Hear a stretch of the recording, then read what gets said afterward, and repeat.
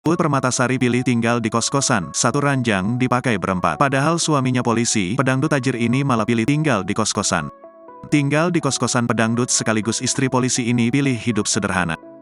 Ia adalah Uut Permatasari, artis dangdut kondang yang memang dikenal terbiasa hidup sederhana.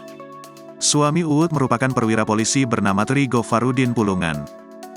Mendampingi suaminya bertugas, Uut pun turut pindah ke Bali bersama kedua anaknya. Namun lantaran belum lama pindah, Uut dan suami belum mendapatkan asrama untuk tempat tinggal. Karena itu, Uut memutuskan tinggal di kos satu kamar yang dekat dengan lokasi kerja suaminya. Uut bercerita dalam kamar kos yang ia tempati terdapat satu ranjang yang ia pakai tidur bersama suami dan kedua putranya.